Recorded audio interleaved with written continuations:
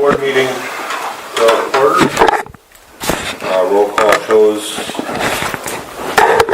Julie and Dawn are absent. Dawn may be late, excused.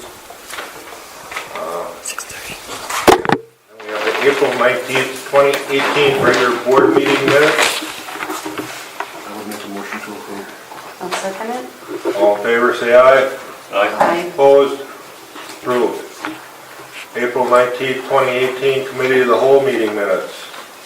I'll make a motion to approve. Second. All in favor, say aye. Aye. Opposed? Approved. April 25th, 2018 Committee of the Whole meeting minutes. Move to approve. Second. All in favor, say aye. Aye. Opposed? Approved. April 25th, 2018 Closed Session Committee of the Whole meeting minutes. Move to approve. Second. Sorry. All in favor, say aye. Aye. Opposed? Approved. Agenda change. Item A in new business will be moved to this part of the meeting. Item A is Resolution R17-18, Resolution recognizing service for clerk treasurer. I will read that as soon as I get to it.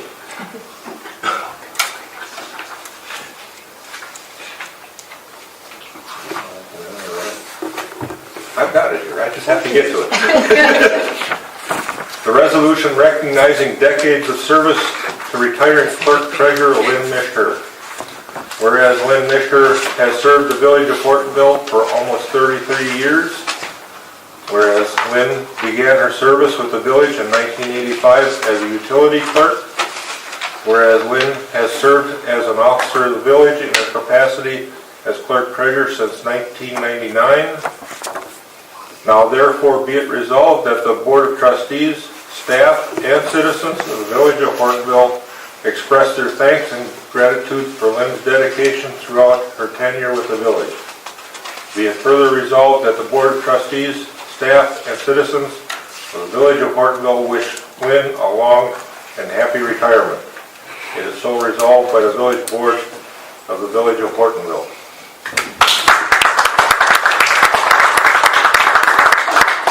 And we also have a plaque for you, Lynn. In recognition of 33 years of valuable service given to the village of Hortonville, specifically in the capacity of clerk treasurer since May 1st, 1999. Your time and talents have been greatly appreciated by village residents, village staff, and the Board of Trustees. We will miss you. Thank you, Lynn.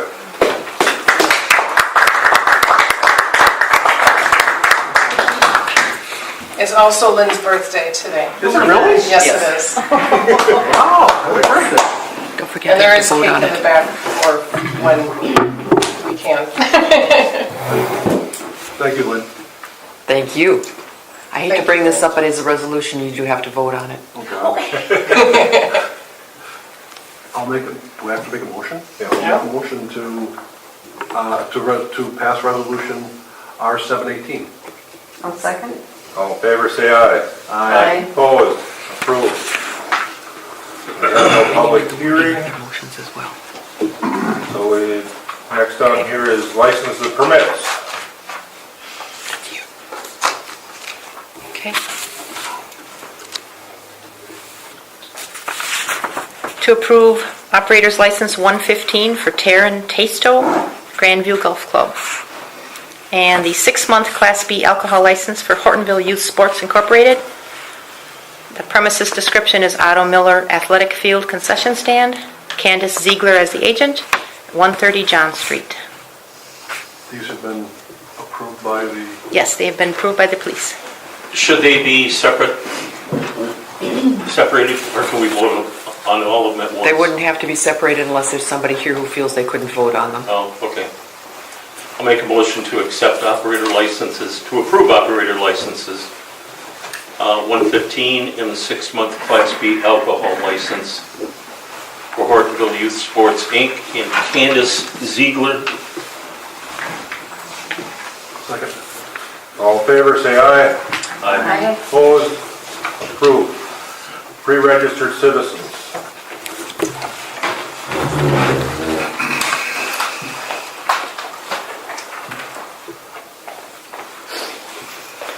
First, we have Jim Moeller at 806 Hickory Street. That's me still. All right. So I'm pretty disappointed in the process and why we're even still considering a project here. All right. It's obviously not wanted, and that by the remarks at the last meeting, it's not really needed. And the existing infrastructure will outlive all of us here.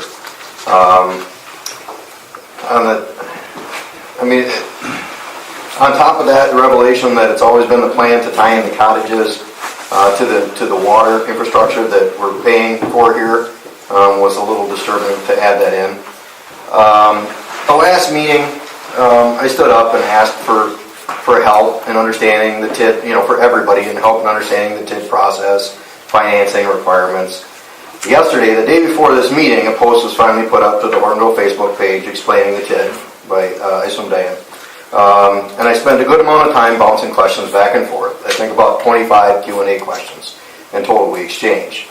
And of the residents, I'm not trying to toot a horn here, but I probably spent more time trying to get this understood than anybody else. And I'm a smart guy. I mean, I have a degree in engineering. I'm 3 classes from a math degree, right? And I thought I had a handle on this, but I found out after a 7-page correction to what I thought was a reasonable synopsis that I don't get it. So I think there's something wrong here. I mean, we had an informational, a public hearing. We had an informational meeting. I've spent hours and hours and hours trying to understand this, and come back to today saying, no, all the TID money is all from the 4 lots. That's all going back into this. If that's the case, let's not do it. Nobody wants this. Nobody needs this, right? Somebody got a burr up their butt to get this road in a neighborhood where none of y'all live, none of y'all visited, and there's no reason for the road to go in. We don't want the road. Nobody has wanted the road.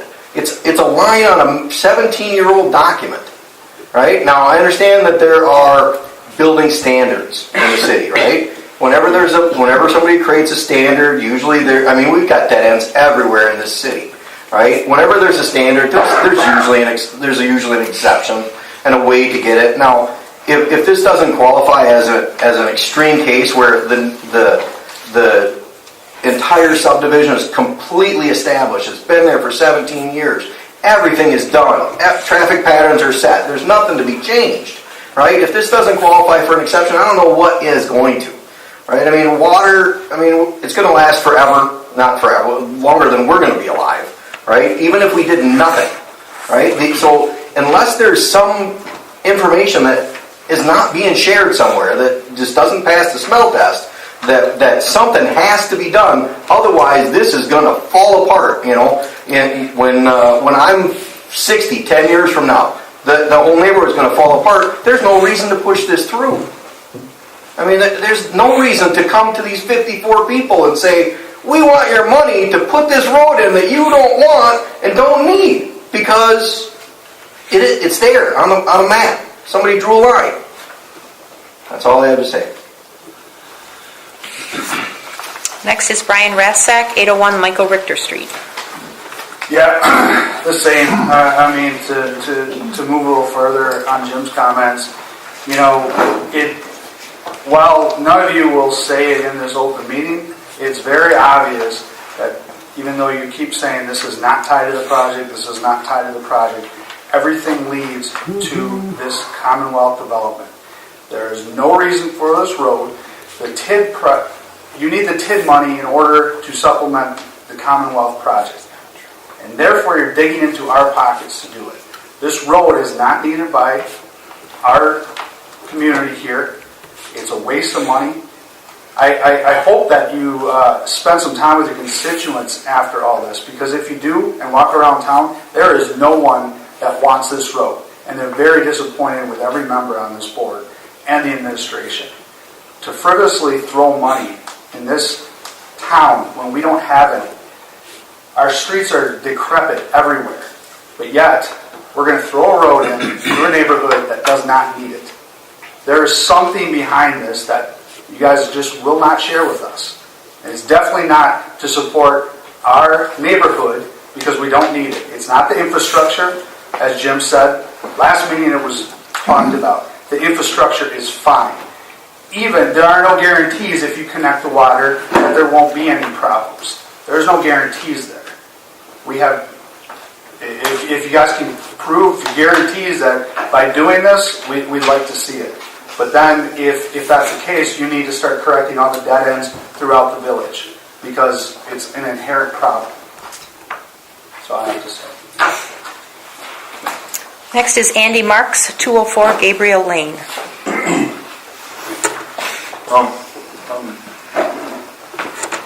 Kind of going down the same path, but a different direction here on what I have to say.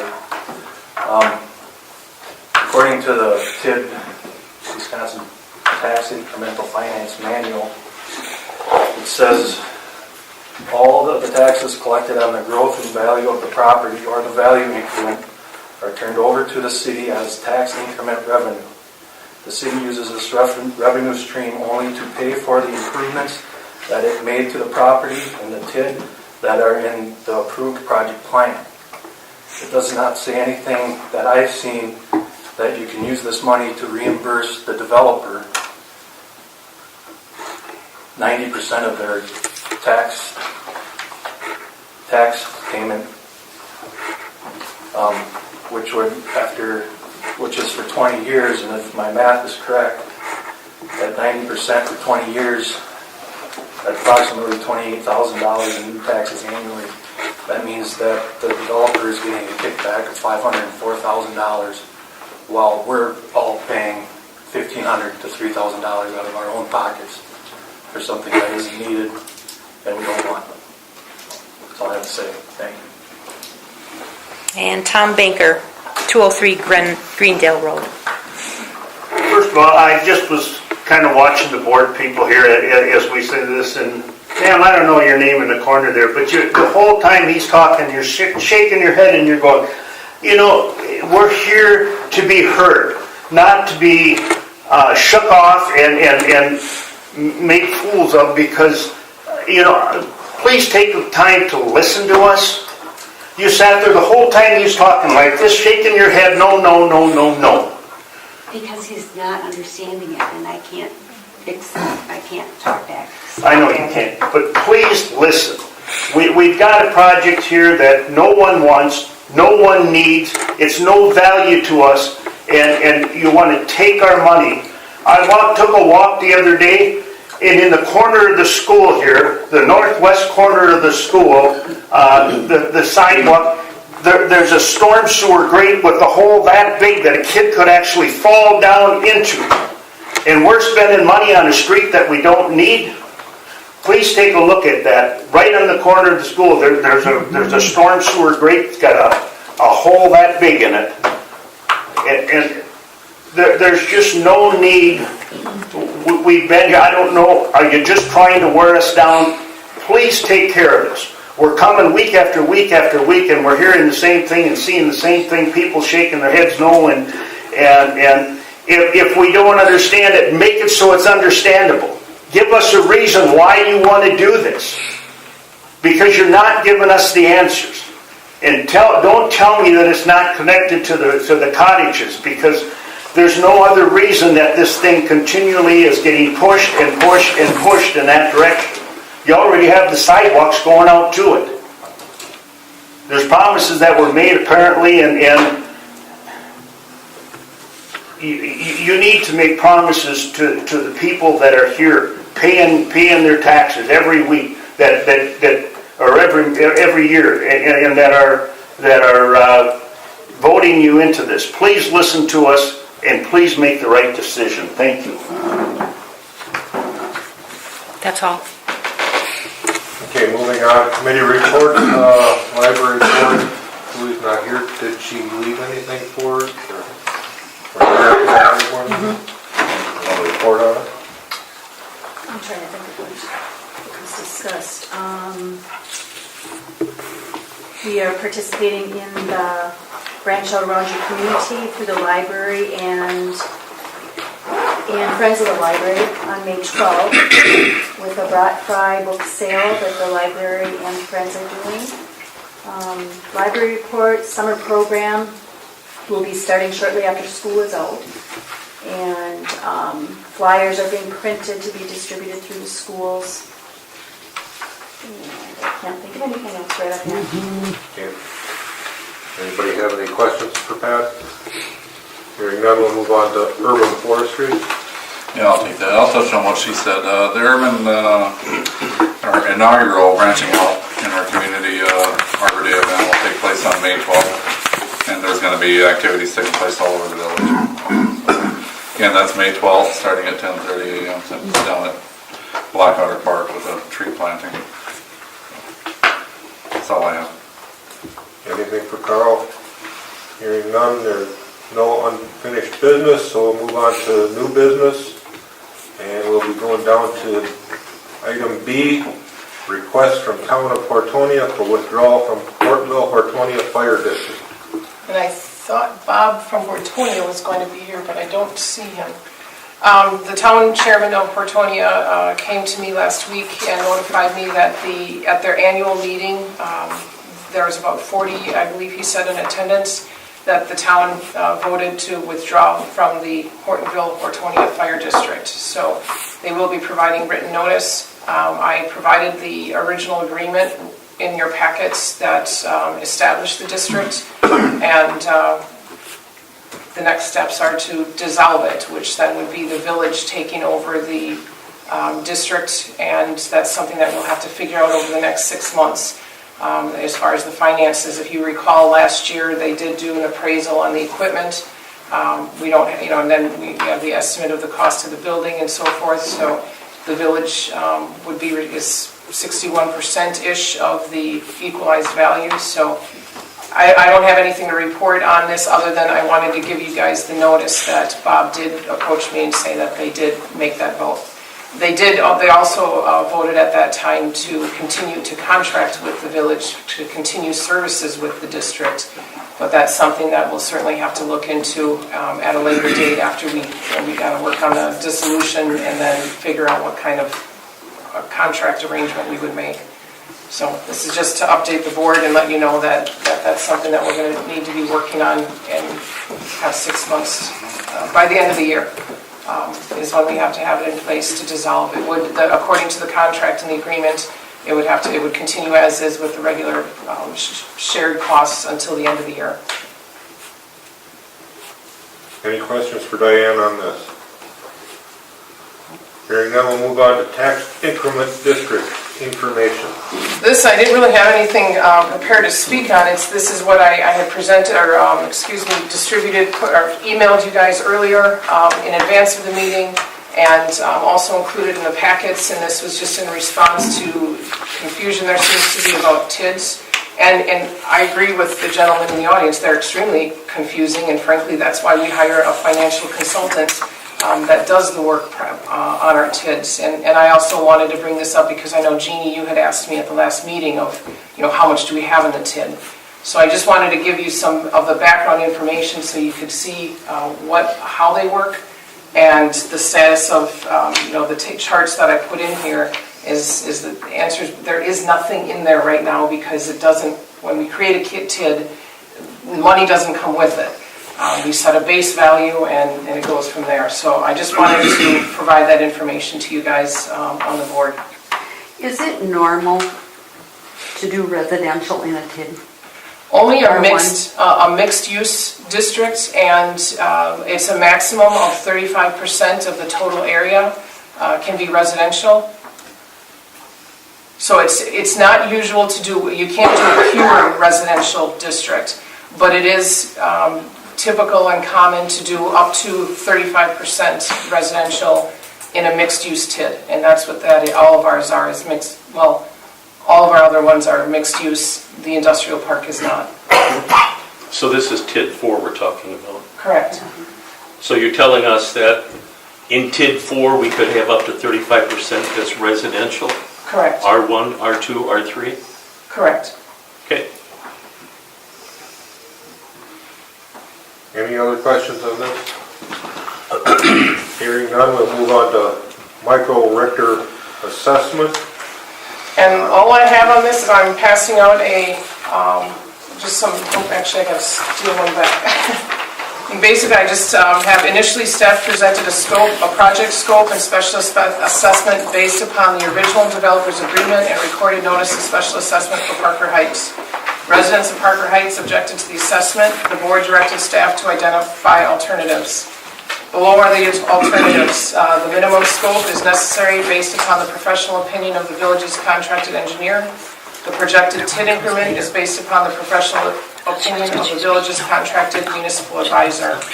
There's nothing further that staff or consultants can provide. So here's the original scope and then the scopes 1 through 4. Or not scope, but alternatives that were all presented. And then I had, this is based on the alternatives I previously sent you last meeting, and then again added with the one that Peter had brought up at the last meeting.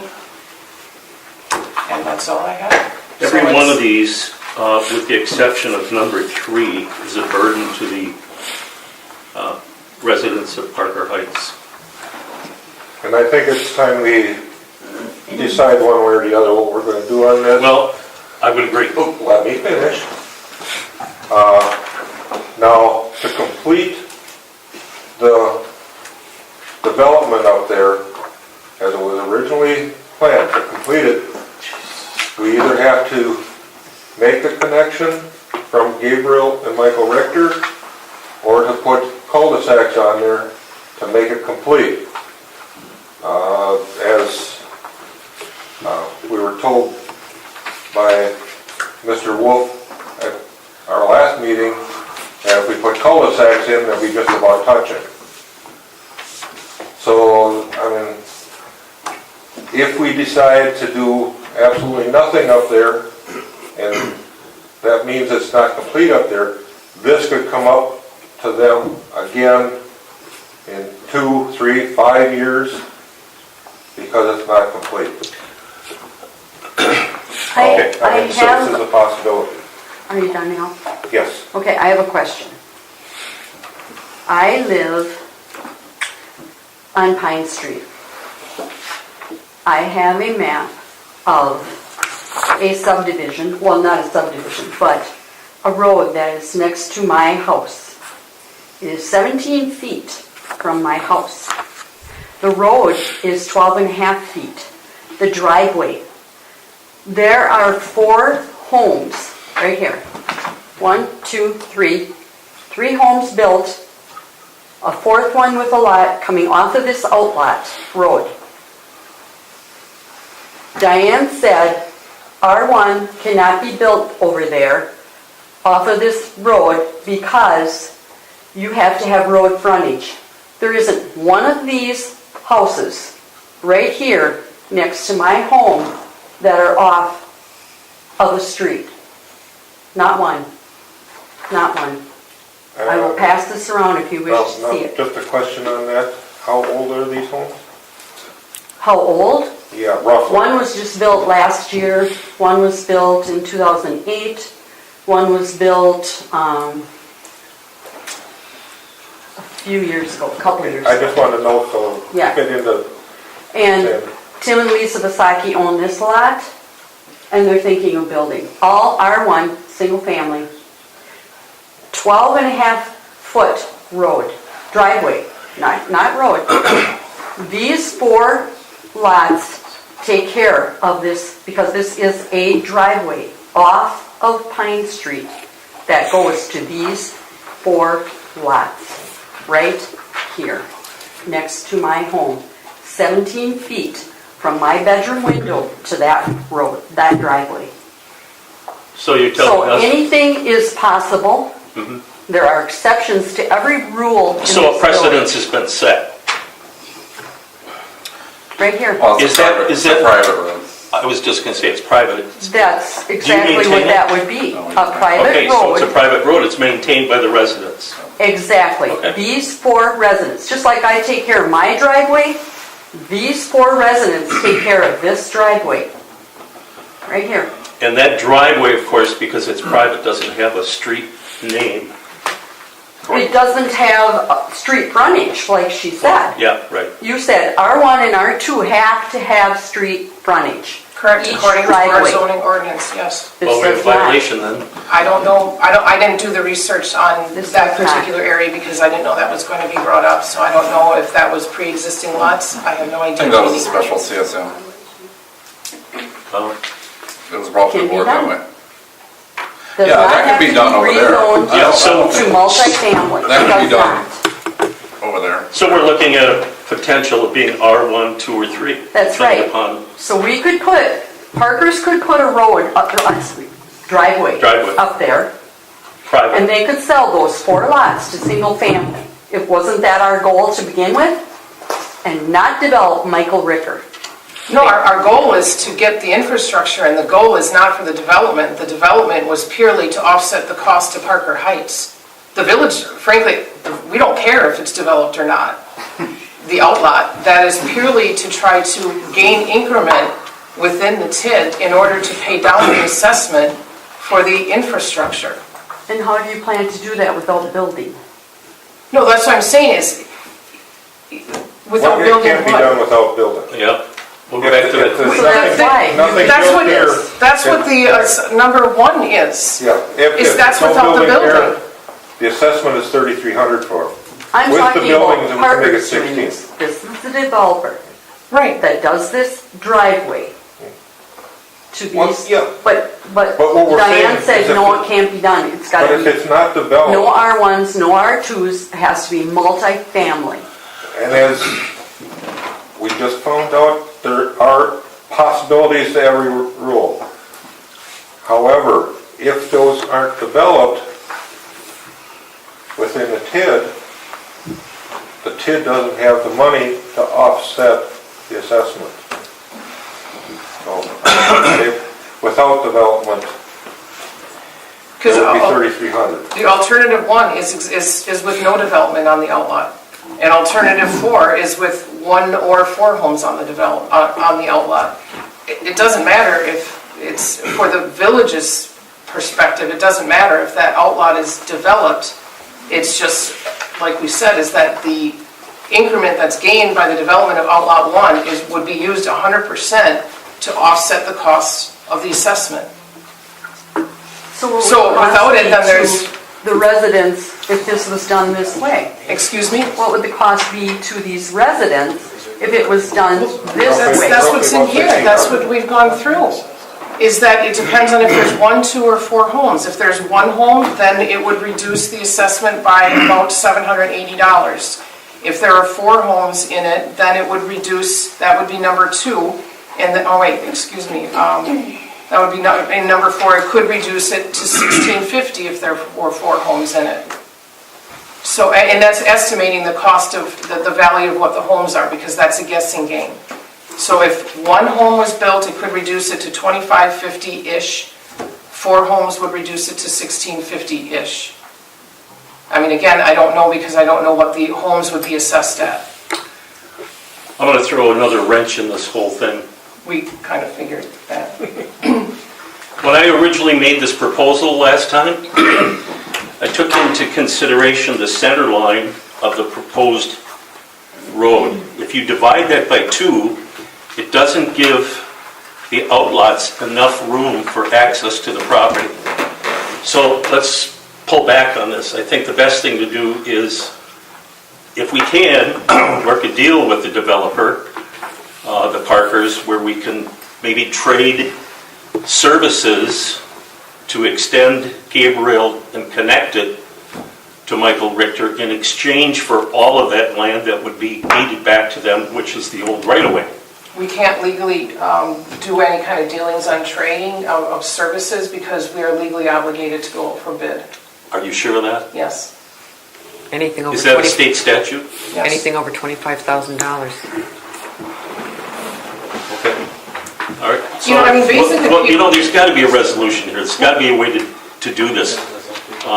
It sounds like what you're describing is back to number 4, which is what you suggested, is just the village go ahead and do the minimum amount to complete the infrastructure, and then what happens with Parker's outlot happens. I mean, you know, like I said, is we don't care if it's developed, it's just that was to try to reduce the assessment. Okay, So it could be up to them on however it's developed or not. But then the assessment would fluctuate based on whether or not it's developed. but you're back to assessment. These residents, let me just say this, these residents are not going to pay for an improvement to outlots for Parker's use. It's not an improvement to the outlot. Access to the outlots? No, it's just to connect Proposal 2 and Gabriel 4 to Michael Ricker are for and the the minimum. infrastructure. A project that should have been completed 17 years ago. Yes, And they would have paid for it by that time.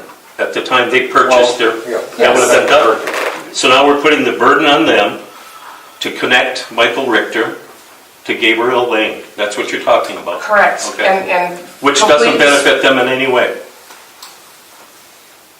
It was in the original agreement. I don't well, care. I'm 17 years down the road. If I lived up there, I'd be fighting this too. I just think it's unfair. I really do. But to meet the village's requirements for development, we have to make a completement, we have to complete it in some manner. If we don't, this could come back to them again. This could go on, just like somebody else made a notation here, either tonight or the last meeting. There are a number of these around the city, or around the village limits. So, maybe it sits there for another 2 or 5 years. You know, I But don't, those are designed to You go know, forward just- eventually. I know they This are. one here, for you have a instance, this right choice. here. yeah, No, Jeannie, we're not talking about the Yeah, outlot. but, no, but just take for instance, you say everything has to have a cul-de-sac. Well, that's a How driveway. why does this not have to have a That's a cul-de-sac? driveway. It's a private driveway. drive. How do you turn around in it? They have to pull into their yards. I mean, it's a I'm driveway, talking it's not a emergency street. vehicles. It's a driveway, it's not a street. Why does That- the that street fits have up. to have a cul-de-sac? What is the Because our purpose? ordinances say that's the way they are supposed to be completed. I don't have it. If we want to change the ordinance, we can change the ordinance. But the ordinance right now states to complete it, they are supposed to have a cul-de-sac or a completed road. For what purpose? I just want to know. Just explain it to me. For what purpose do you have to have a cul-de-sac? There are no exceptions. No exceptions. Why? That's the way do you know, Carl, what this was done? Well, they've obviously got by without one, but when you design something from scratch, you try to put it in a cul-de-sac for fire trucks, delivery trucks, people turning around. Not everybody's comfortable with backing up. I mean, they claim there's kids on the street, but they want everybody backing up out of there or backing up and turning around. Okay. Cul-de-sacs are there for safety. If Brian Ratzak had a fire tonight in his house, what would they do? What would they do right now, tonight? His house is probably, what, how many feet from the road? Not very far. And that's where you're talking about putting the cul-de-sac, right by his house? No, Brian, No. we would terminate that corner and probably give Brian the right of way on the north side. And if the road, if you chose the minimum alternative. When I say terminate the corner, it would just roll to the left like it was never there. See, Brian's got a house with no street in front of it. That should have never been allowed to happen. It's not his fault, but it shouldn't have never been allowed to happen. Jeannie, did you see the map that was sent? Because that's what we're talking about, is that Right. the street by Brian's house just ends, and there's a connection between Gabriel and Michael Ricker, because if both of those were cul-de-sac, they'd be touching. So we're making it, the minimum scope makes an exception for the area where Brian's house is, and it doesn't end, it doesn't.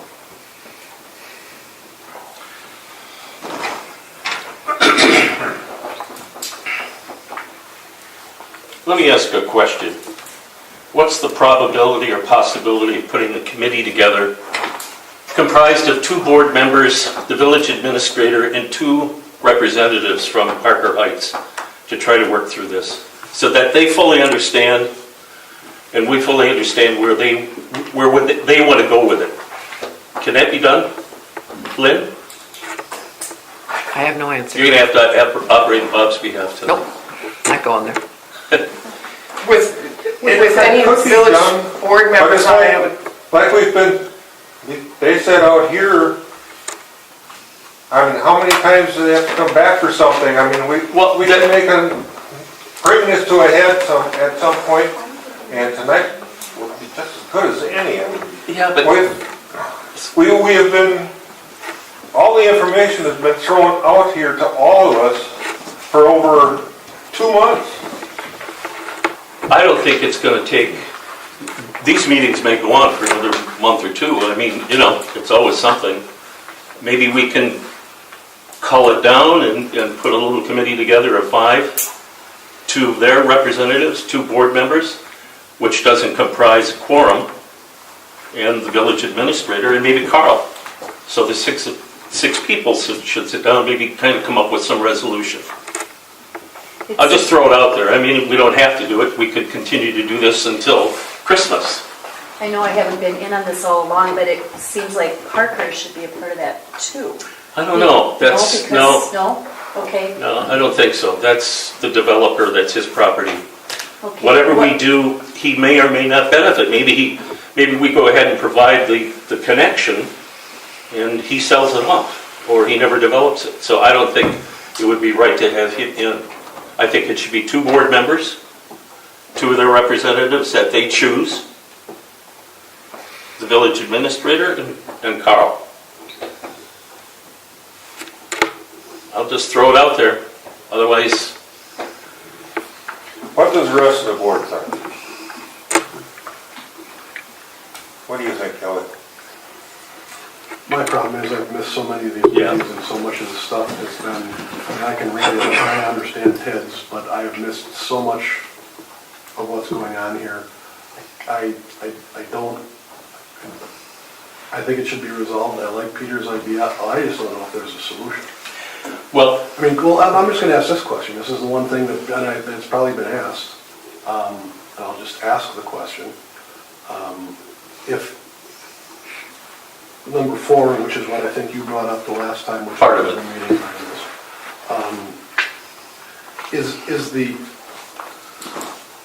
is it that you guys don't want to have anything done, or is it you don't want to be assessed any money? they can't answer that.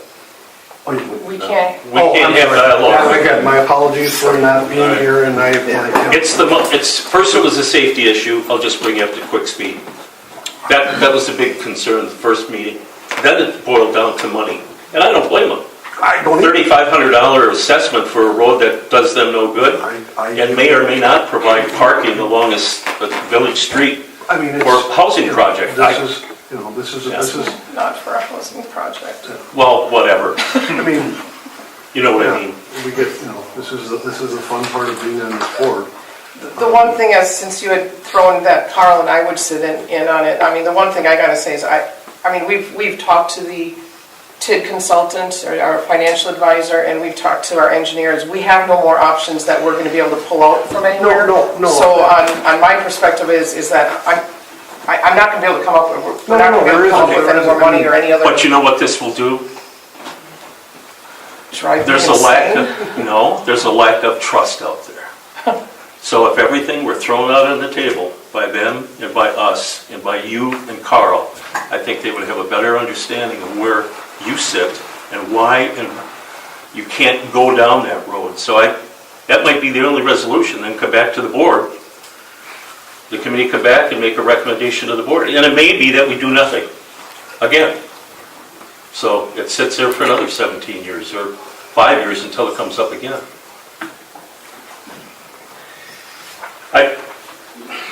Like I said, I throw it out there.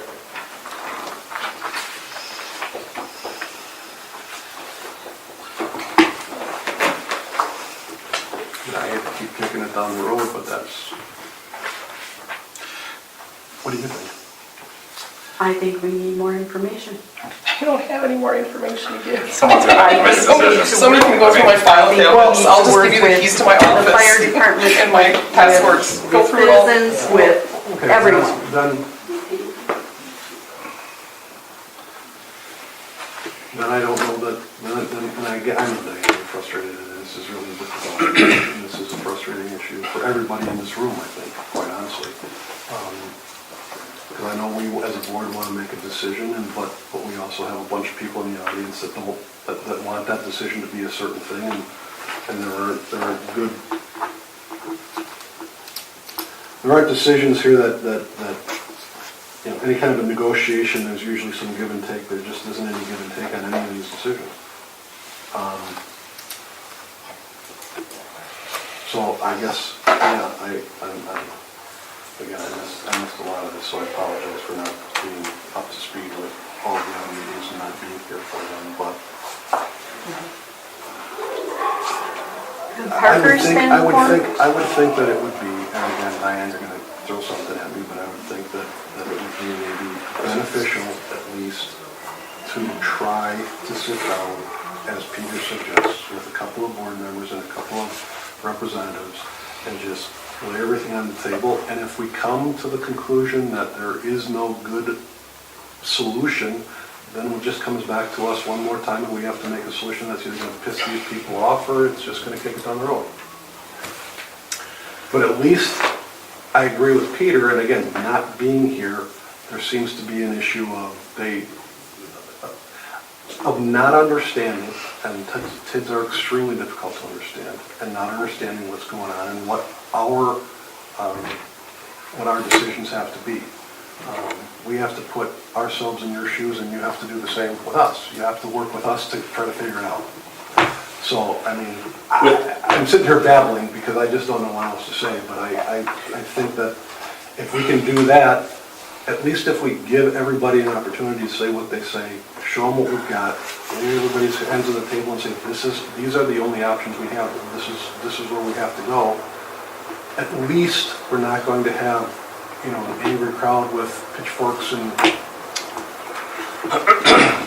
That being said, I want to make a motion that we organize a committee to address the issues with the Michael Richter project. That committee being staffed by 2 board members that we choose, 2 of their representatives that they choose, Diane Wessel and Carl Prairie. 6 people. And address all the issues, lay everything on the table, come up with some kind of resolution. Well, and I think the only caveat to that is we have to, these are, as Diane said, these are the only options we have. We have to come up with one of these options. Maybe. I have a motion. I'm sorry, Dan. No, what? Do you not feel, or you're saying it's a safety issue, that the fire department should also not have a representative? No, I don't think so. Carl knows that. No, this is an infrastructure and policy procedure. Motion's on the table. The only other thing I'd like to add to that is I think it should be done immediately. I mean, get this done. I mean, I would even suggest if we could put something together and we have these people meet next week, so that when we come to the board in 2 weeks, we have a decision and we're done. There's nothing else that I know of that needs to be researched. Everything is out there. It just needs to be. All right, let me further ask Jen, who are the 2 board members that would be represented in this committee? I can't do it because I'll be in Nashville for 6 to 8 weeks. You're headed up to Nashville next week? Yeah, I got accepted for stem cell transplant. So I'll be gone. But my recommendation would be, Kelly, you need to come up to speed on this. I understand and Jeannie. that wasn't a part of the meeting. I know that. I know. And you know, these meetings can be held outside, of course. So my recommendation would be Jeannie and Kelly. You second? Okay. All in favor, say aye. Aye. Aye. Opposed?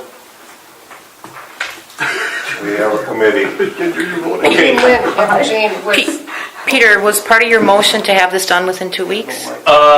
Yes. Okay. The other part of the motion, if I may add this, is, and you can, let them choose 2 representatives, let them meet on their own. And Kelly, if you become chairperson for this committee, would you do that? I would do anything to help. Help resolve this? And whoever your 2 representatives are, please check with Kelly to let him know who they are. And between the 2 of you, set the meeting up, okay? Right Gina now, Flynn. just whoever that is and whoever's, it's going to be Thursday the 10th looks all right for me right now. Wednesday will not work. Monday and Tuesday, Thursday. Based on that recent Appleton court case with the committees, my understanding is that, just to be on the safe side, is that we have to notice this because it's a committee that was directed by the board that includes, even though it's not a quorum, it's a new committee. So just to be clear, this has to have this does need to be properly noticed in all of the open Notice is meetings. 24 hours or 48 hours? 24. 24. So I just so you know, is that it will be noticed and meeting minutes will have to be taken and so forth. Yes. Okay. Can I ask during this meeting, and I'm assuming this is okay for you guys, I don't know, can I ask that question? No. Okay, I'm sorry. Maybe we can get together after the meeting. All right, that's not a problem, I'm not gonna ask that. I just, Thursday would be the better day for me, after 6. Thank you, board. We got to resolve this. Moving on. Agreement for professional services with McMahon 2018 Pine Street Water Main Project. I'll take that. That includes engineering design services, bid services, and construction phase services for water main reconstruction from Cedar to Maple, and mill and overlay from the post office back all the way up to Maple. We were hoping to wrap that up with Michael Ricker or whatever we did over there. By delaying that, we'll essentially double our bidding and construction services costs.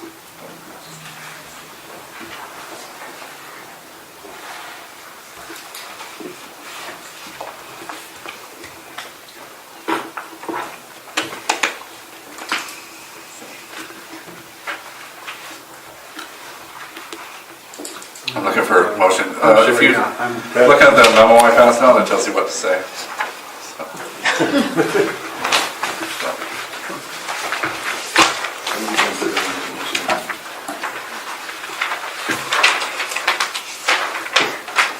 According to the agreement here, it says $66,530. What Yeah. it would be? We're not awarding the bids at this time because we haven't gotten any. We're just awarding the engineered, so we can go out for bids. But that's Yeah, it's an autopsy. what they're charging for the engineering? Engineering, design, bid services, construction phase services. And that's what the 6,500 is. Yeah. And the project estimate includes that in it.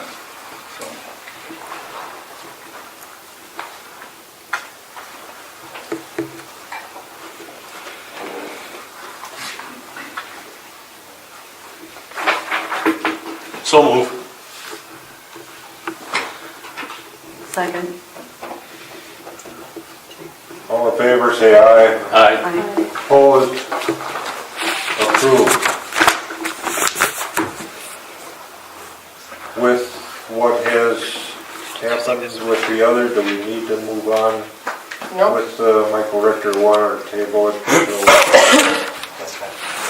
So we can, if I get back here. Yeah, we will. So we can table the professional services for Michael Richter's project, because there's nothing for them to do at this time. Next is the wheel tax. At the last board meeting, you had asked me to provide some information on how, the process for wheel tax. And so I sent you a memo in with the board packets. And basically, it's an ordinance. So an ordinance would be passed, and then we have to notify DOT. And once it's passed, We have to notify DOT within, or at least 90 days in advance of when it's supposed to take effect. And then it's in effect. So, primarily, I mean, there's, obviously, it would, the main part of it, the biggest part of it would really be to do the public information, to get the public aware of what's going on. But ultimately, it's just an ordinance that is passed by the board. And then I have in that memo, I've included, at the previous meeting, I had said, that estimated that at about 77,000 cars, or vehicles that would be subject to the wheel tax. Well, in further looking at it, there's some other ones that would be exempt, like collector plates and so forth. So I'm just estimating it that based on registrations and not knowing fully, I can't tell from the registrations which ones fully would be exempt or not. I estimate at about 6,000 vehicles that would be subject to it.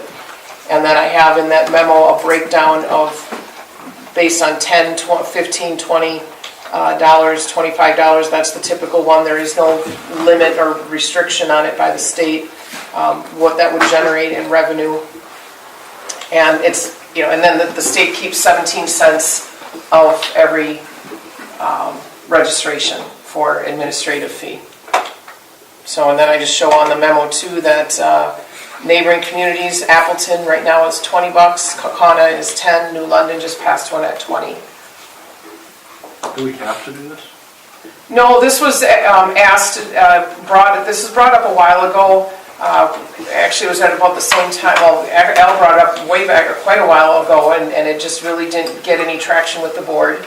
And then it was suggested about the time that we were going through the sewer and water rate increase, and we didn't think it would be an appropriate time to be doing all of it at once. And now with what's been going on with Michael Rittker, it was brought up at the last, or the 2 meetings ago, and asked me to look into it further. So I provided the information at the last meeting, and now was asked to provide further information on how it would actually be put into place. So this is money, Kelly, that would then be directly, it could only be used for transportation projects. So roads, it does not count, it can't be counted for like sewer and water, that type of infrastructure, only for road infrastructure. Okay. But it's an additional revenue source. One thing, and I put this on the memo too, is that the League of Municipalities has said, and this is just so that you're aware of it in the future, that there has been legislation that's been introduced that would require a referendum. It has not passed, but it comes up every year in order to implement a wheel tax. And the past legislation has also required that if it's already in place to maintain it each time, it would need another referendum. So again, that has not passed. I'm just warning you that that's come up every year. And then also there's some legislators that have been out and about talking about the possibility that because it's getting to be more and more common, more communities are implementing a wheel tax, that they're talking about reducing levy limits by the amount raised. That this is what they keep doing. Every time we get something off the levy, then they reduce our levy by that much. So again, this has not happened now. I'm just saying down the road, it could happen that we end up losing, breaking even, and it's no benefit. And then also, there's some legislators that have said that they would be in favor of reducing general transportation aid in the same amount of the wheel tax. So that's just, again, that's a common thing that's been going on with the state, is every time a municipality finds a way to get additional revenue, then they get their tax or their levy reduced by the same amount. But again, none of this is in place. I'm just warning, letting you know that that's what's out there right now. So you're not looking for any action on this, it's just information? Absolutely. I'm looking for direction from you. You asked me to report back to you guys. The next step would be if you wanted to proceed with it, then the village would need to look at drafting a resolution, getting public information out there. So we are all on the same page. The fee would be assessed per vehicle? Correct. Annually? Correct. Well, each time that, when you go to renew your registration, correct. So if I went and registered another vehicle or new vehicle or re-registered mine, at the time I paid that, I would pay an additional $20. Correct, at the DMV. Of which $19.83 would come back to us. Correct. Okay. When? Monthly? It's got to be paid from the state to the village within 30 days of the end of the month when it was collected. Okay, so monthly.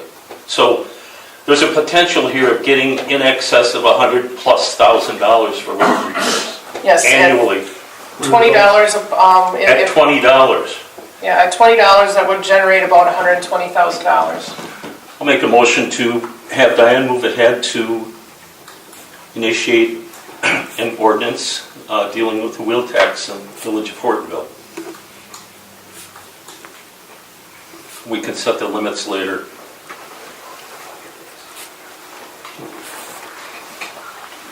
Is there a second?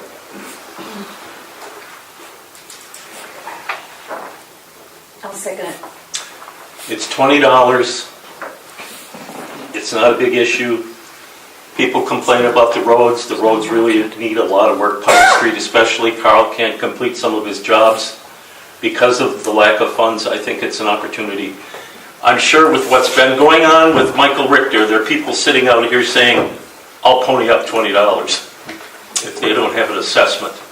So, I think our state is quite low as far as registration goes. We are compared one of to the lower Minnesota. ones, yes. We're significantly lower for annual registration. There's a lot of states that are well into the hundreds that pay the registry. now keep in mind, the motion that was made is to initiate, not to approve. You couldn't unless I had the ordinance. Right.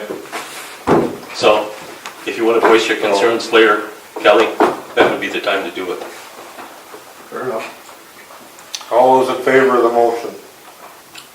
Say aye. Aye. Aye. Opposed? Nay. Don and Kelly. 1, 2, 3, 4 to 2. Yes.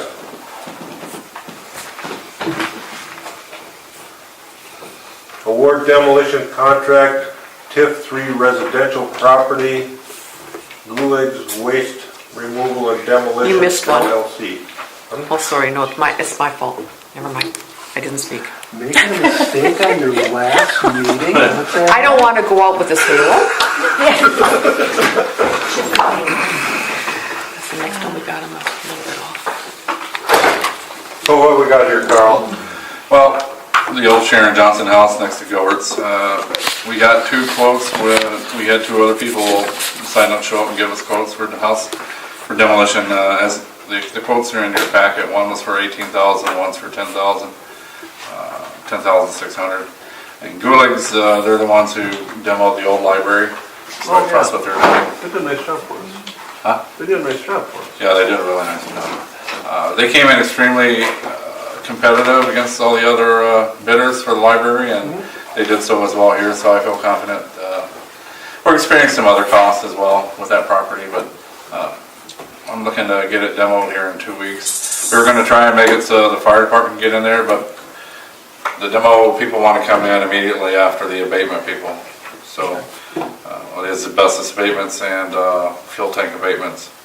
So there's no timeline. Is Jack still here? Yep. Good. Talking about the house next to Gilbert's? Yeah. We don't want nothing to do with it. Okay. I'll make a motion to approve. The Goulig's proposal. There's a motion on here. I'll second it. All in favor, say aye. Aye. Opposed? The sheet if you want. Approved. One question. Peter. Kelly. Is somebody going to be allowed in there to take out the windows and doors and recoup some of that? Recoup some money? Not money, but No, but we're take the, we're letting Habitat for Humanity get in there. They don't want society. Nobody wants that kind of stuff anymore. They just want the windows and the doors.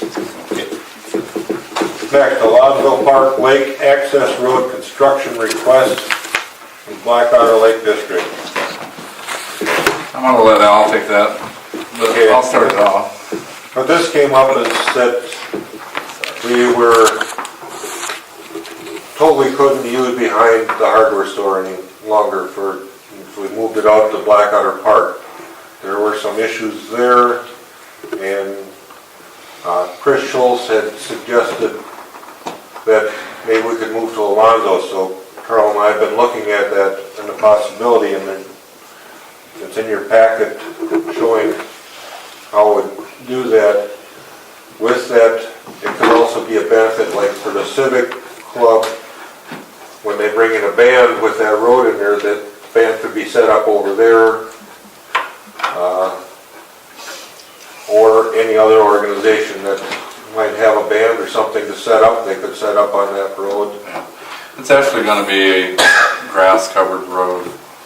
It'll be a gravel base, but we're gonna let grass grow back over it, so. What's the total cost do you estimate for this? Do we have some kind of estimate? Probably about 750 to 1,000 for the gravel. The reason I brought it to board, or wanted you to bring it to board, was there's going to be some public works resources. You know, my time doing the grant, not grant, but the application for the permit.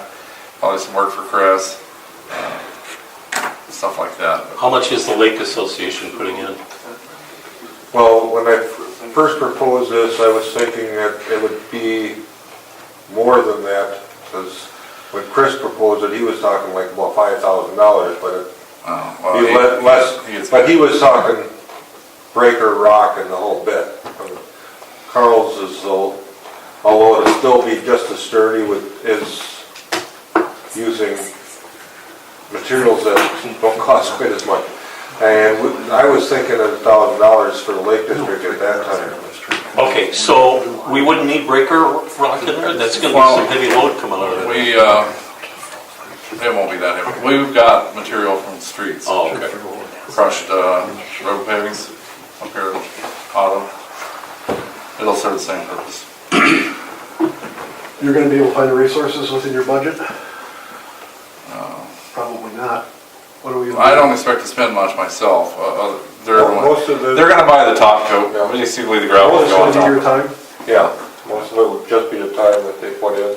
So what's the motion we're looking for? Well, let me just add to that. I was approached as the Hortonville Civic Association to share in some of these costs, which I agreed to. What I don't want to do is I don't want to carry the whole burden. If you have funds available, I'll do a match. If the whole project is $1,000, I'll put in $500. I'll go to the board and I'll get them hopefully to approve the $500 because it does benefit us. Well, it still has to be approved by the Lake District too, but I know that. There shouldn't be a problem. The what? There shouldn't be a problem with Okay, it. so let's come up with a firm estimate. If it's $750, then we'll split it half and half. I don't want to pay for the whole thing because you will benefit just as much as we will. And maybe even a little more. Yeah, well, Vic Ferrari's coming back next year, so that's where we'll put big on the stage. The project will be done by then. I will not have the funds available until after Hortonville Homecoming. So sometime in the summer month, we can get together and do this. So if you can come up with a pretty firm estimate, we'll do it, cost sharing. So what do you need from us for the board? Just authorization to use village Motion? time. Yeah, it'd be nice. Okay, I'll make a motion to authorize Carl to put in the time and effort to come up with the appropriate estimates for the road that the cost can be divided between the two. Would that be to apply for the permit also, or? Yes, thank you. I suggest that Al and Peter refrain from voting. I already planned on it. Just checking, because Already Yeah, probably not a good idea. planned. So you got, kind of figured, just wanted to remind. so there are four of you. Could be a tie. I'll second it.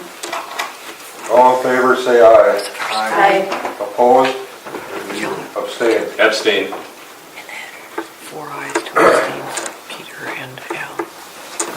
Award water tower exterior cleaning contract. I believe you have two proposals in front of you. One's from, I don't have it. National Wash Authority. National Wash Authority's one, and the other is an engineering firm, KLM Engineering. KLM Engineering is roughly $600 cheaper, but they're just a middleman. They'll hire a subcontractor to come out and do it, and they focus more on paint restoration. Immediately the contract goes into what it would cost to restore the paint and do this and that. The other company, National, Anyways, National, they're used by everybody from Racine up to Green Bay. They do it personally, they don't have middlemen, they are the workers. It's a little bit more money, but everybody uses them from Green Bay all the way down to Racine. Have you used them before? We've never used anybody before. No? But these last few years, mold is just something terrible. It's black, I don't know if you can see it from your house, but the underneath of that is just horrible. KLM won't wash well, we had another company bid for it, but they do it remote control with something they hang from the tower and they won't be able to wash the tower, so I kicked that one out. It's just that KLM, again, they're just an engineering firm, they're going to subcontract it out. And I'm not as confident we're going to get the best bang for our buck. So your recommendation is National Wash Authority? Yeah. I'll make a motion to approve National Wash Authority. Are you using the motion from Carl's memo? I don't know. You can just say yes, and then that'll be recorded. Okay, yes. Yeah. Or so move. We have a second. I'll second that. All in favor, say aye. Aye. Opposed? Approved. I'm sorry, I didn't get a chance to print anything out. I just on my stupid computer here, so. Well, Carl handed his to you tonight. He's got this sheet here. Then that makes me even look stupid, doesn't it? And there it is. Sorry, Carl. Moving on, Sterling dump truck maintenance, action and funding. Our Sterling dump truck, the one we use for hauling snow and brush around town, the injector cups failed on the engine. It's a cat engine, so we're looking at approximately $5,000 to repair it. Word on the internet is once this job is done to those kind of engines, you're good for another 200,000-300,000 miles. So we're looking at $5,000 to fix it. There is state contract pricing for dump trucks. We can get a dump truck at probably 80 cents on the dollar through state pricing for $100,000. But it's a brand new one. It's a little bigger than what we want. Stick shift. Most of my guys can't drive a stick shift. Again, that's $100,000, and I don't think we need it. The village doesn't need it. We can't afford it. Do we have money for this? Yeah, I'm almost there. So we either fix the one we have or buy a new one. As far as fixing the one we have, we would use the same monies as buying the new one. We would use it out of our public works equipment fund. Okay. So obviously. Assuming Lynn's okay with that. Fixing the one we have is the recommendation. That would be my recommendation. There's no reason to go out and buy a brand new dump truck. I'll make a motion to fix the Sterling dump truck for Carl's Mill for $5,000. Okay. I'll second that. All in favor, say aye. Aye. Opposed? Approved. O-5-18, amend well abatement. Yeah, O-5-15 or 5-18 is the well abandonment ordinance. As part of our recent sanitary survey for the water system, the DNR notified the village that we're not referencing some of the right numbers within our ordinance. A lot of the state statutes have changed over the years, and we also had to insert some language regarding inspections for private wells within the water sewer or the water service area. So again, it's just to clean up the ordinance, address some of the statute references, and insert some language. So I'm looking for you to make a motion to approve 05-18. I'll make a motion to approve 05-18. I'll second it.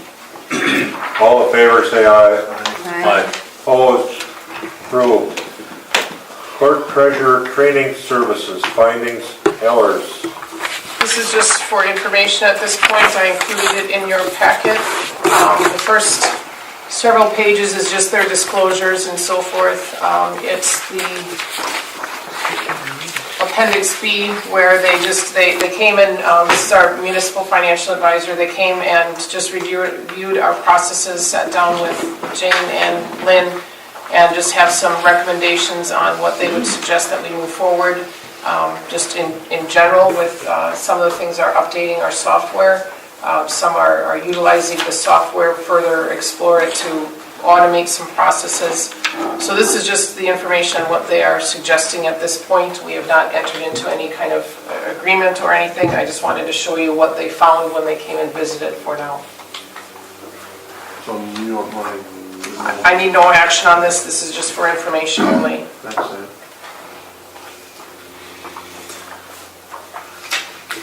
Any questions for this? Hearing none, we'll move on to committee appointments. We were given a list of that and would like to add Barry Hoff to Planning and Zoning Commission, They're all highlighted. along with the others that are marked in blue, plus Or gray, depending on the gray, people. whichever you want. Plus the other ones for The ones on Public Works and the stuff. ones on the other sheet are only for informational, Okay. because there's no approval of those. All right, so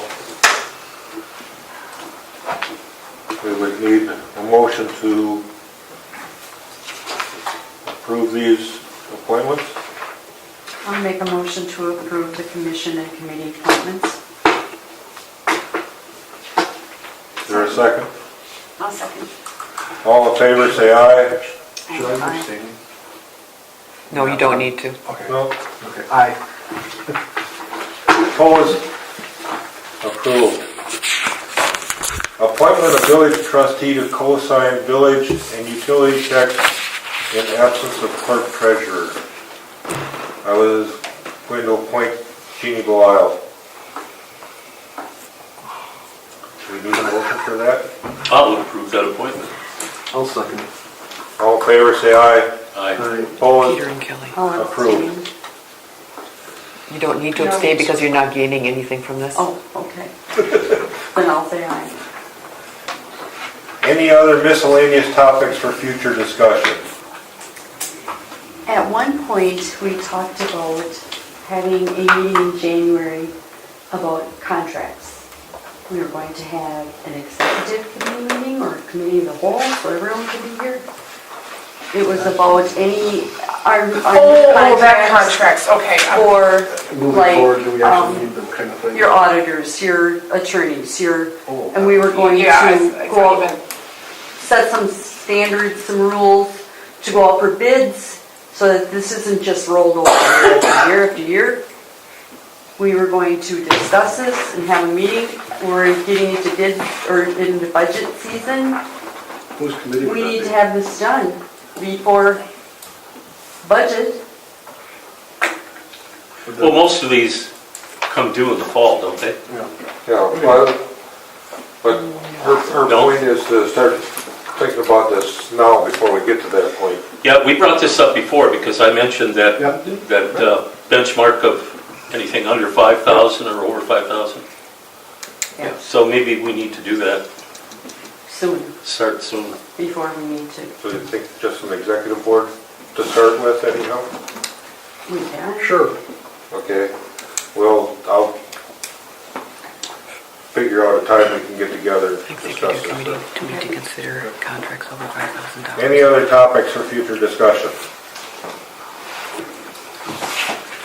Hearing none, we move on to report of village officials, administrator. just letting you know that I applied for the Rural Business Development Grant for the amount of $99,999 because we got extra points if we came in at under 100,000. She doesn't have that. I didn't put 99 cents in it. That's a grant from the U.S., I'm running a blank here now. Anyways, it's a federal grant for, in this case, I applied for it for the idea of a revolving loan, to supplement our revolving loan fund for the downtown. So it would be a grant to businesses in the downtown to do business development, exterior stuff, the facade and so forth. So I applied for that Monday, so. Hey, Dave, whatever happened to that, and apparently you probably said it because I missed some of these meetings, but whatever happened to that reality show or that, it was something? That we got, we were in the They followed up with several of us. That's the Small Business Revolution where we had wrote essays trying to get them to come and inject $500,000 into Hortonville. Yes. So we got farther this year than we did last year. They contacted several of the students at the high school that also wrote essays. They did contact me for further information, but we didn't make the top 10. Okay, thank you. Yeah. The second item is the chief of police hiring process. Our candidate did accept the offer. We are in the final throes of the background check. She's Julie from Diversified Investigations is going to have the report done by the end of next week, but she did tell me that it's basically done and there are no red flags. So therefore, our candidate has accepted. And she notified her board and okayed me to announce it, that it is Christine Brownson from the current police chief of the village of Shiocton. I don't have a start date or anything because I still need to go through the psych and medical and stuff, but it's been accepted. Does she have a 2-week or month notice or whatever for Shiocton? I don't know at this point. I didn't ask her on that specifically. Well, she'd notify her board, we're not gonna hire her until we, we're not gonna start the week, so I don't think it'd be okay. Okay, thank you. Anything else? Anybody have anything else for Diane? We move on to clerk treasurer. Did you have anything for your last one? No, thank you. Director of Public Works. Not yet. You haven't done that yet. We were awarded the 2018 Wisconsin Regional Planning Commission's and WDNR Great Lake Basin Tree Planting Grant of $3,000, of which we're going to put some down in Alonzo to replace some of those trees we had cut down. So again, $3,000 for trees. We had our annual meeting with the Allegheny County Highway Department. Some of the things come out of it were they had no updates regarding the bypass. There's been no official word on anything from anybody. They're going to be repaving and rebuilding County M south of Hortonville. They're going to, I think it's Spring Road, they're going to tear that, lower that hill. So that's going to be closed for a while, so you'll have to find another way to work. I can do that. They did ask, since there's been nothing going on here with our highways, they're still pressuring the state to do something with 41. It's almost like Allegheny County's been blackballed. 41's been pretty much upgraded from Milwaukee to Green Bay except for Allegheny County. And there are no plans in the near future, 10 to 20 years, to do anything with it, which is unacceptable. Well, they said if things started today, the whole process started today, it would take 10 years before, a minimum of 10 years before they would turn any dirt. Yeah. So again, if they ever Before need, they start delaying the project. yeah. So if we can do it, if they need support from us, letters to the state, they'll let us know, and I think we said we would help them. So we also asked about funding for Main Street sidewalk going out towards Greendale. There was rumors going around that we already had some money set aside from the state for that, but it turned out not to be true, so that's not available. And they also presented their 5-year capital improvement project plan, which I believe is in your packet, maybe not, I don't know. Anyways, the big one around here again is County M south of Hortonville. And they also talked about repaving Nash Street, putting the crowns back in it and fixing that, so. Carl, when you were at Outagamie County for Highway, did any update on the MSID grant for Grandview? I mean, it's 3 months delaying. There's a rumor going around that all the money's being pulled and sent to Foxconn. So. Because normally that, if you recall, we applied for the grant for Grandview, which would cover 50%. And normally, and Al Gertz told us that in the 22 years he's worked on it, they've never missed the date that they give of March 15th. Yeah.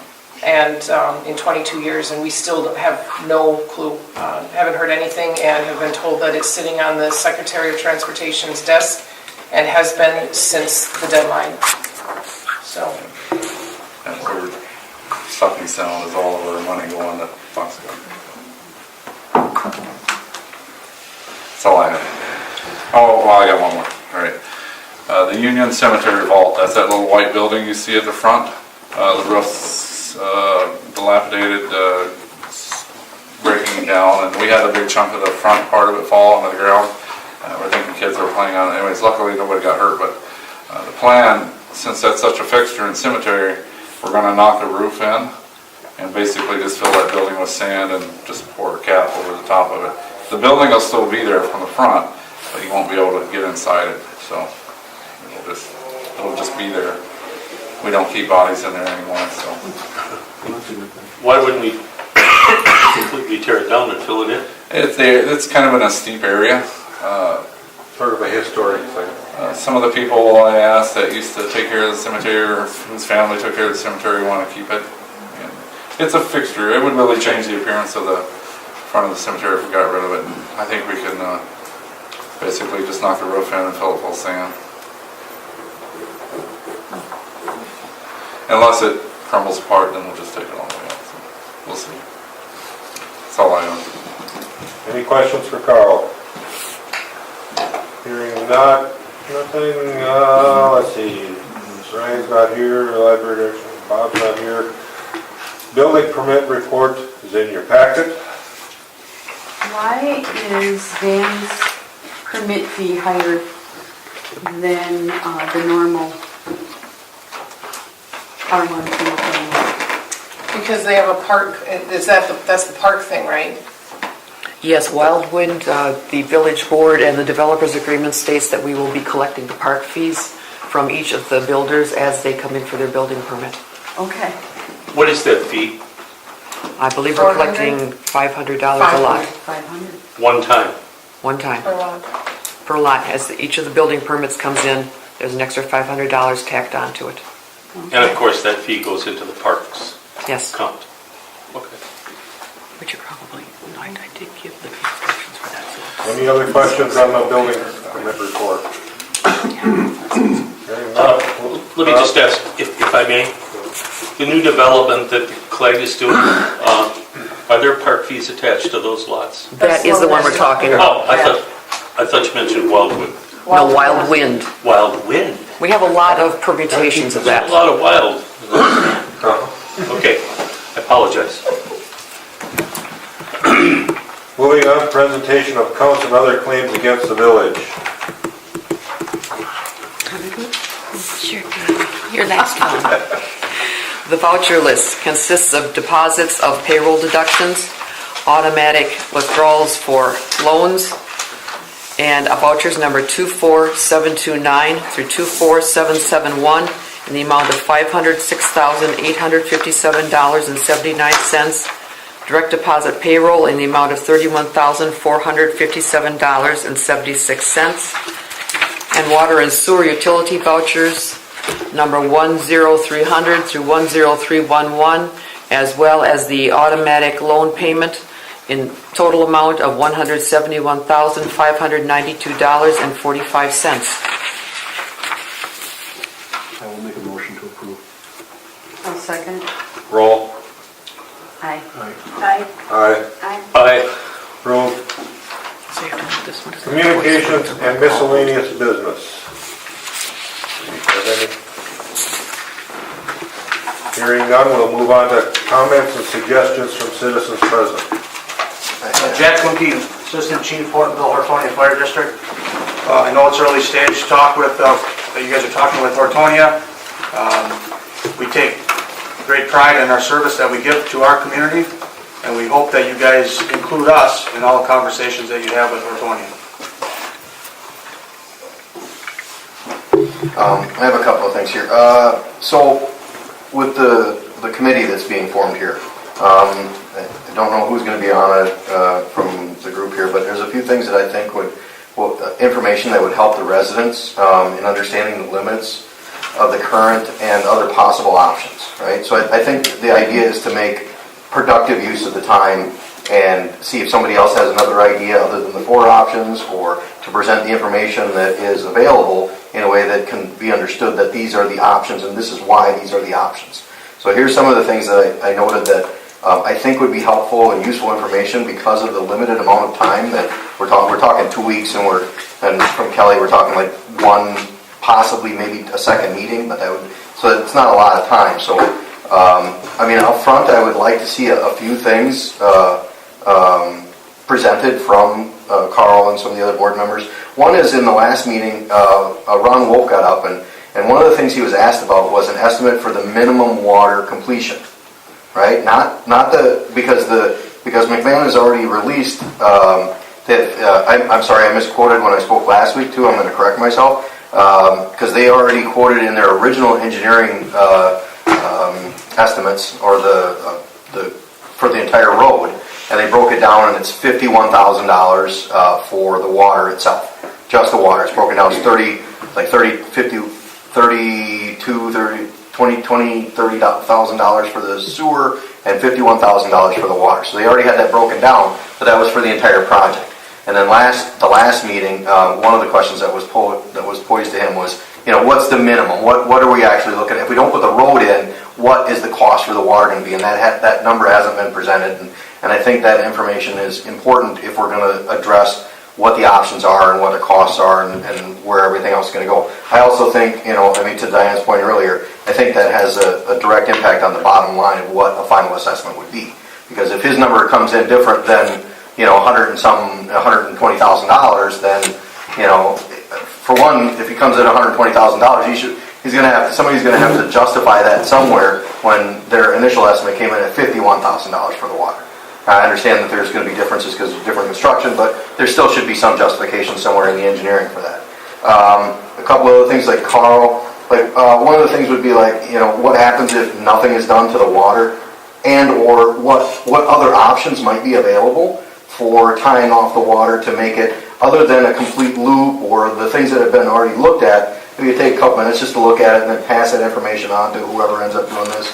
A couple of things that would be useful that Diane could probably help us out with is where do we find information on the plots and the right-of-ways that the city already has, and how, because I've had discussions with Diane here, and I misunderstood where the right-of-way actually went, where they're talking about the road and the turn, and we were talking about cul-de-sacs, and there's a lot of confusion, and if we have a limited amount of time, a limited amount of meetings, I think that information prior to the meetings would be useful for us residents to go through, and we can meet and talk and go over what we think are going to be options. A couple other things.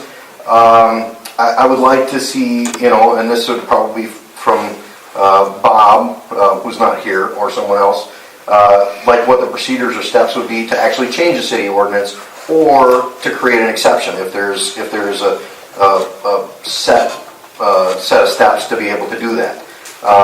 And then as well as that, the TID funds. The TID document's confusing, and pulling the actual numbers out of it is very difficult. So an understanding of what actual numbers, how many dollars and cents would go towards the construction that ends up being the final project if one lot was developed, if two lots, if three, if all four were developed, or if none were developed. You're talking about five numbers. How much would the TID money be if you developed no lots, if you developed one? How much money is actually going to get contributed to the project? That would help, I think, in understanding when we sit down and throw out proposals and we say, okay, this is going to cost this much. Well, okay, here's how much TID we would get out of this if we get these lots developed. Lastly, it would be great if somebody was to at least consider or just ballpark if Parker was to sell those lots, because I don't understand I'm not a tax guy, so I don't understand how he's being taxed on the outlot right now.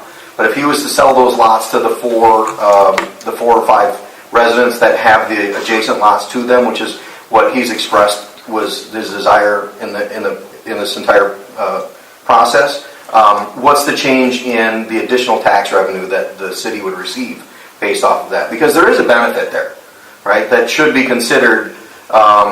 And as opposed to, okay, we can develop them, we're going to get this, but if he sells them off, obviously, all these people their lots are going to double or more in size, because some of those lots back there are even bigger than the lots that have been built in the Parker Heights subdivision. I understand two of those lots are pretty big. So if you add that to somebody's lot, that obviously changes the value of their residence. And are they taxed differently when it's a residential lot versus the tax that is currently received for the property tax as an outlot? So that's a question that I don't really know, and I think that all those pieces of information, and I hope whoever they individually refer to, I hope you wrote down the notes as I was going through, because I don't know, some people I know who that should go to, and some people I'm not entirely sure who is the person to answer those questions. But I think all of those pieces of information would be useful to start with before going into the meeting with Jeannie and Kelly there. Just for us to be able to help, because the whole point of this is so we can become educated enough, we can provide any other options we might have, or come to the conclusion ourselves that these options that are available are the best ones that we have, and these are the numbers, and this is why it has to be that way. Thank you for listening. The comment was made that a couple times that these are the only 4 options. This is it. These are the 4 options. These are the 4 options I would say that have been presented. To the comment that Diane made and said it multiple times, if it's true, the village does not care about having those lots developed. If that is a true statement, then the other option that was presented that I brought up several meetings ago is the ability to divulge that road. Now, with that, Parker obviously has to play part of that, but that is an option on the board. It's a legal means to do it. I was part of it in Dale. Same thing. Road was put on a plot map 30 years ago. The township divulged it to the owners. So I think that is an option. So the point of, we do nothing and just kick it down the street 5 years from now, that's not true. We can stop it and do nothing. Meaning it gets divulged, it goes away for good, period. So there are other options. And to my point again, I'll reiterate, if Diane is telling the truth, that the village truly does not have a means, and they don't care about developing those lots, that is a viable option. And I want to make sure that the group that gets together explores that. That is a true end to this, and it costs nobody anything. That's all I have to say. Anyone else? Hearing none, we need a motion to go into closed session. Do you need to read it? Under state statutes 19.85, Warden C. Yeah.